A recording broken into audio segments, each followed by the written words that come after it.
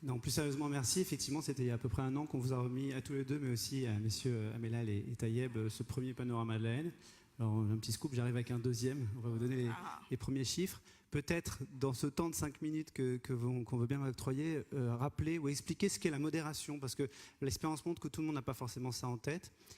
Très concrètement, aujourd'hui, quand un internaute publie un texte, une photo, une vidéo, sous un article de presse, sur une page Facebook ou tout autre réseau social, mais aussi des forums, aussi des sites de rencontres, aussi des sites de petites annonces, il y a une magnifique opportunité de dialogue, d'échange, il ne faut pas l'oublier, mais il y a un risque de débordement parce que ces propos, ces contributions peuvent être racistes, sexistes, homophobes, haineuses, tout simplement.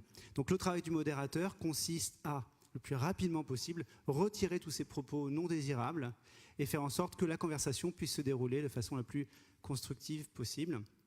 Et donc je représente une société qui est spécialisée dans ce domaine. Ça nous met au cœur d'un grand nombre de conversations et donc ça nous donne accès à un grand nombre de données. Et c'est ces données que je viens un peu partager avec vous. Alors dans ce premier panorama, ce qu'on avait pris comme option, c'était de prendre, c'est une option un peu différente de l'ICRA, c'est de prendre aléatoirement 10 000 commentaires pris sur 25 pages Facebook de grands médias français. Alors pourquoi Facebook ? Qu'Anton me pardonne, c'est l'acteur numéro 1, il le sait, c'est loin d'être le réseau social le plus haineux en plus, mais aujourd'hui avec 30 millions de fans, de membres, c'est là clairement où il y a la plus grande légitimité. Et d'un point de vue méthodologique, c'était ce qui avait de plus simple pour nous. Et puis pourquoi que les pages de grands médias ? Tout simplement parce que c'est là aussi où se trouve le débat, c'est les pages les plus puissantes. Donc je parle des pages comme Le Monde, le France Télévisions, des pages de médias locaux également. Alors ce que ça a donné, je vous propose, les chiffres, je ne les connais pas forcément par cœur, je les ai sous les yeux, de comparer les chiffres alors c'était les chiffres de mars 2018 présentés effectivement en mai, avec des chiffres tout chauds, puisque ce sont les chiffres consolidés de janvier et de février de cette année. On va pouvoir un peu comparer ce que ça donne, je vous annonce que ce n'est pas glorieux. Donc mars 2018, 10,4% des contributions qu'on avait analysées étaient des propos agressifs ou haineux. 10,4%.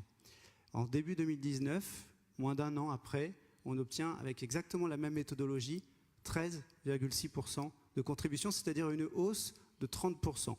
Exactement la même méthodologie. C'est assez inquiétant, si je peux me permettre cette opinion personnelle.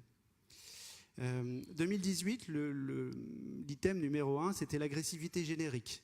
C'était des phrases comme, pardonnez-moi pour ce que je vais prononcer, on s'en fout, c'est un faux de merde.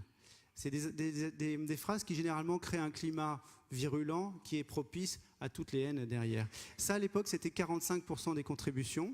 Cette année, on va dire, c'est 37%. On peut avoir l'impression que c'est plus bas, mais comme on a vu que ça avait tout monté de 30%, en fait, c'est à peu près identique en termes de valeur absolue. En numéro 2, venaient les critiques contre les personnalités publiques, les personnalités politiques et les médias. Je sais qu'il y a un certain nombre d'élus dans la salle. Eh ben, c'était 32% en 2018, c'est 45% en ce début d'année, dont la moitié s'adresse à une personnalité politique ou à l'ensemble de la classe politique. C'est assez symptomatique de cette époque qui veut que toute la représentation, toutes les autorités soient mises à mal, et notamment sur les réseaux sociaux. Le troisième du podium l'année dernière, et je finis avec les 3 premiers promis, c'était les propos, des attaques sur les origines ethniques, donc le fait d'être noir, blanc, arabe, juif, d'origine asiatique, et d'autres bien sûr, c'était 6,5% l'année dernière, en 2018. Alors c'est tombé à 2% selon nos chiffres en 2019. On pourrait penser que c'est plutôt positif, mais il faut quand même avoir en tête que, en parallèle, la haine s'est cristallisée sur une multitude d'autres types de cibles, et notamment, là en ce début d'année, l'item numéro 3, c'est les gilets jaunes.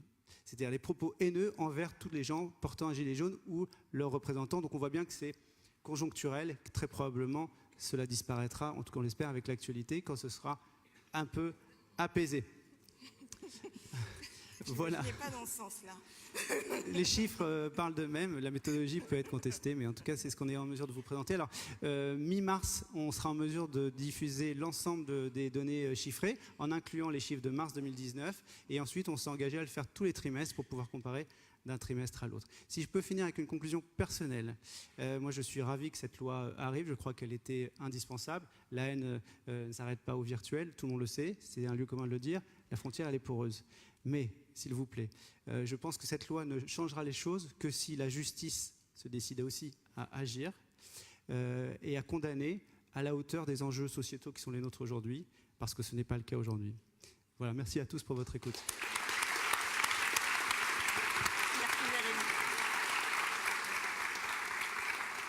Merci Jérémy.